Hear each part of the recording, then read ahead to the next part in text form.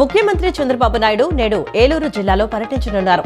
ముసునూరు మండలం కాట్నేనిపాడులో ఉపరాష్ట్రపతితో కలిసి మొక్కజొన్న కొత్త వంగడాన్ని ఆయన ఆవిష్కరించనున్నారు. దేశంలోనే తొలిసారిగా non GMO popcorn maize hybrid విత్తనాన్ని ఈ సందర్భంగా ఆవిష్కరించనున్నారు. రైతులకు వ్యవసాయ ఉత్పత్తుల్లో విలువ జోడించి ప్రాసెసింగ్, బ్రాండింగ్ ద్వారా వ్యవసాయాన్ని మరింత లాభసాటిగా మార్చడమే లక్ష్యంగా ప్రభుత్వం చర్యలు చేపడుతోంది. రాష్ట్ర వ్యాప్తంగా గ్రామీణ ప్రాంతాల్లోని 100కు పైగా ప్రధాన పుణ్యక్షేత్రాలను 120 కోట్లతో 205 కిలోమీటర్ల మేర రహదారులతో అనుసంధానించే పనులు చేపట్టినట్లు పంచాయతీరాజ్ శాఖ తెలిపింది. భక్తులకు మెరుగైన రహదారి సౌకర్యం కల్పించాలన్న ఉప ముఖ్యమంత్రి పవన్ కళ్యాణ్ సంకల్పంతో ఈ పనులు కొనసాగుతున్నాయి. ఇప్పటికే 26 రహదారుల నిర్మాణం పూర్తయి ప్రారంభానికి సిద్ధంగా ఉండగా మరో 40% రహదారుల పనులు 50% మేర పూర్తయ్యాయి.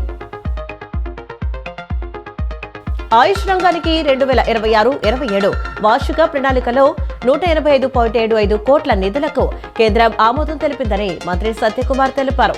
2024-25 నుంచి మూడేళ్లలో మొత్తం 434.64 కోట్ల కేటాయింపులు జరిగాయని, మొబైల్ మెడికల్ యూనిట్లు, డిస్పెన్సరీల ఆధునికీకరణ, యోగా, వెల్నెస్ కేంద్రాలు, ఉచిత మందుల కోసం నిధులు వినియోగిస్తామని చెప్పారు. గిరిజన, మారుమూల ప్రాంతాలకు ఆయుష్ వైద్య సేవలను విస్తరించేందుకు చర్యలు చేపడుతున్నామని, నిధుల మంజూరుకు కేంద్ర ప్రభుత్వానికి కృతజ్ఞతలు తెలిపారు.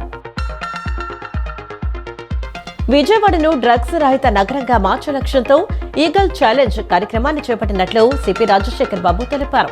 గంజాయి విక్రయాలకు పాల్పడుతున్న 32 మందిపై కఠిన కేసులు నమోదు చేశామని, 1200 మందికి మాదక ద్రవ్య వినియోగంపై పరీక్షలు నిర్వహించామని వెల్లడించారు. ఆంధ్రప్రదేశ్ మద్యం రవాణా స్కామ్ కేసులో కీలక పరిణామం చోటు చేసుకుంది. ఎన్ఫోర్స్మెంట్ డైరెక్టరేట్ అధికారులు వైసీపీ నేత, మాజీ మంత్రి కారుమూరి నాగేశ్వరరావును అరెస్టు చేశారు.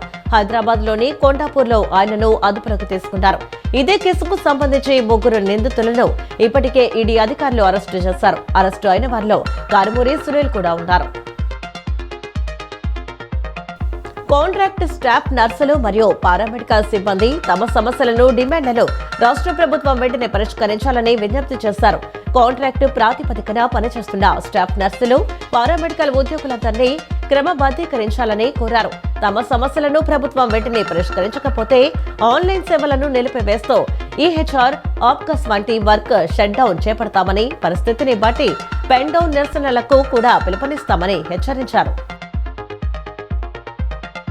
కూటమి నాయకుల ఐక్యతతో రాష్ట్రం అభివృద్ధి దిశగా ముందుకు సాగుతుందని విజయవాడ ఎంపీ కేశినేని శివనాథ్ పేర్కొన్నారు.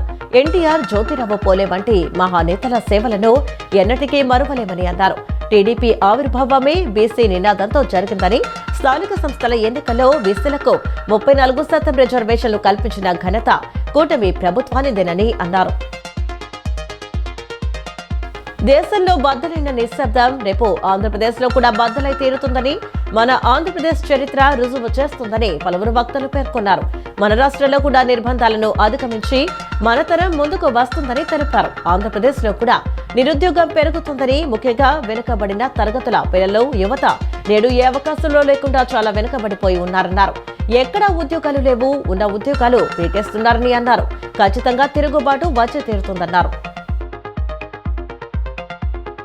శబరిమలలో భక్తులకు మెరుగైన సౌకర్యాలు కల్పించడంతో పాటు అదనపు రైళ్లు ఏర్పాటు చేయాలని కేంద్రంతో మాట్లాడతామని బీజేపీ రాష్ట్ర అధ్యక్షులు మాధవ్ తెలిపారు. శబరిమలలో సౌకర్యాల కల్పనకు కేరళ ప్రభుత్వం సహకరించడం లేదని మండిపడ్డారు.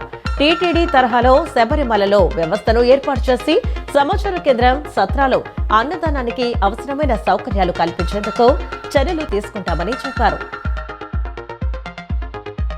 ఈ నెల 24వ తేదీ సోమవారం కలెక్టరేట్లో ప్రజా స్నేహపూర్వక ప్రజా సమస్యల పరిష్కార వేదిక కార్యక్రమం ద్వారా ప్రజల నుండి వినతులు స్వీకరించడం జరుగుతుందని జిల్లా కలెక్టర్ డాక్టర్ జి. లక్ష్మీ తెలిపారు. ప్రజలు ఈ అవకాశాన్ని సద్వినియోగం చేసుకోవాలని కలెక్టర్ కోరారు. అదేవిధంగా అర్జీదారులు తమ అర్జీలను meekosam.ap.government.in వెబ్సైట్ నందు నమోదు చేసుకోవచ్చని సూచించారు. విజయవాడ నగరపాలక సంస్థ కమిషనర్ ధ్యానచంద్ర ఆదేశాలతో నగరంలోని హోటళ్లు, రెస్టారెంట్లు, వాటర్ ప్లాంట్లలో పారిశుద్ధ్య విభాగం అధికారులు ఆదివారం ప్రత్యేక తనిఖీలు నిర్వహించారు.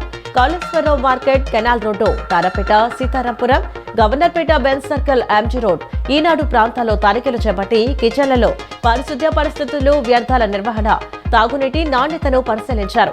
కొన్ని సంస్థల్లో పారిశుద్ధ్య లోపాలను గుర్తించి యాజమాన్యాలకు నోటీసులు జారీ చేస్తారు. 3 రోజుల్లో లోపాలను సరిదిద్దుకోవాలని ఆదేశించడంతో పాటు నిబంధనలు ఉల్లంఘించిన 2 హోటళ్లకు 10,000 రూపాయలు జరిమానా విధించారు. కేంద్ర ప్రభుత్వం సహకార అర్బన్ బ్యాంకింగ్ వ్యవస్థ స్వరూప స్వభావాలను మార్చివేసే విధంగా భారత రాజ్యాంగ చట్టంలోని నియమ నిబంధనలను ఉల్లంఘిస్తూ బ్యాంకింగ్ రెగ్యులేషన్స్ చట్టం ద్వారా వాటిని నియంత్రించేందుకు చేసిన సవరణలను ఖండిస్తున్నట్లు Andhra Pradesh state cooperative urban banks and credit societies federation అధ్యక్షుడు చిట్టూరి రవీంద్ర, కార్యదర్శి చెన్నసాని రాఘవేంద్రరావు ఖండించారు.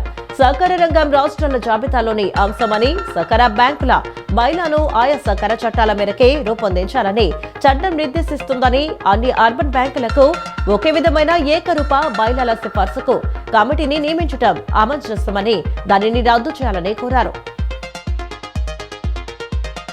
తెలుగు వారి సాహసానికి, ధైర్యానికి టంగుటూరి ప్రకాశం పంతులు ప్రతీక అని సాగునీటి వినియోగదారుల సంఘాల సమైక్య రాష్ట్ర అధ్యక్షులు ఆళ్ల వెంకట గోపాలకృష్ణారావు అన్నారు. ప్రకాశం పంతులు 155వ జయంతి సందర్భంగా విజయవాడ ప్రకాశం బ్యారేజీ వద్ద ఆయన విగ్రహానికి ఆళ్ల వెంకట గోపాలకృష్ణారావు, జలవనరుల శాఖ అధికారులు పూలమాలలు వేసి నివాళులర్పించారు. అనంతరం ఆళ్ల వెంకట గోపాలకృష్ణారావు మాట్లాడుతూ స్వాతంత్ర్య సమర యోధుడిగా, ఆంధ్ర రాష్ట్ర తొలి ముఖ్యమంత్రిగా ప్రకాశం పంతులు అందించిన సేవలు చిరస్మరణీయమన్నారు. ప్రకాశం బ్యారేజీ నిర్మాణానికి శంకుస్థాపన చేసి సాగునీటి రంగానికి విశేష కృషి చేశారని తెలిపారు.